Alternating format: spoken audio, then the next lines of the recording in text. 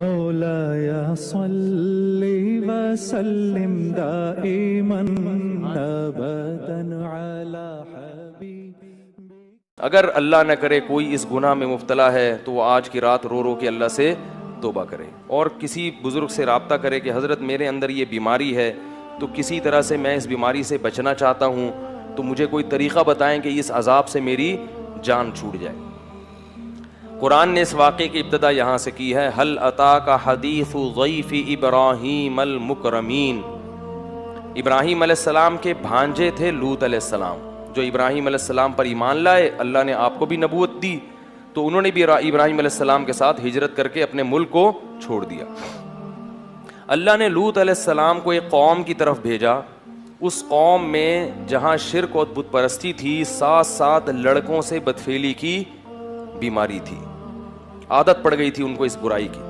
لوط علیہ السلام کی قوم سے پہلے صدیوں تک اس کائنات میں یہ جرم نہیں ہوا، لوگ جانتے ہی نہیں تھے کہ یہ بھی کوئی برائی ہے، کیونکہ یہ انسان کی فطرت اس کو مانتی نہیں ہے، انسان کو اس طرف اللہ نے رغبت رکھی نہیں ہے۔ یہ جب تک کوئی باقاعدہ عادت نہ ڈالے بری، پڑتی نہیں ہے، یہ خود سے پڑنے والی عادت نہیں ہے۔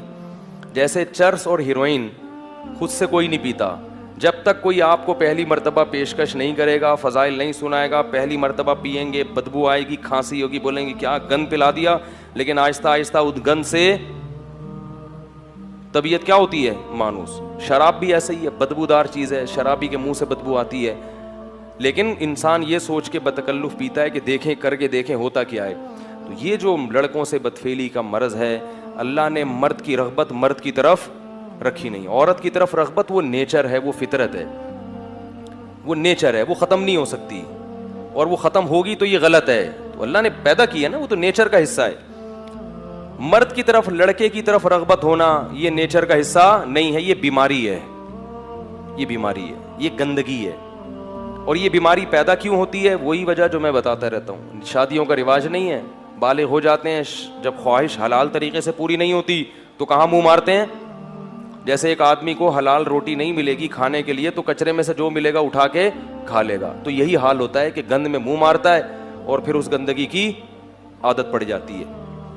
بعض لوگ ایسے ہوتے ہیں جن کو بلوغت کے وقت ہی عادت ہوتی ہے اس کی، تو وہ لوگ ہوتے ہیں جنہوں نے دوسرے نے ان کو خراب کیا ہوتا ہے، کسی دوسرے نے جس کی عادت خراب ہو چکی ہوتی ہے اس نے خراب کیا ہوتا ہے اس کو۔ تو ہے یہ یہی کہ جب آپ فطرت سے دور ہٹو گے، نکاح سے دور بھاگو گے، تو گندگی میں اللہ تعالیٰ شیطان کو آپ پہ مسلط کر دے گا، اور وہ شیطان آپ کو گندگی میں بولو بھائی ڈال دے گا۔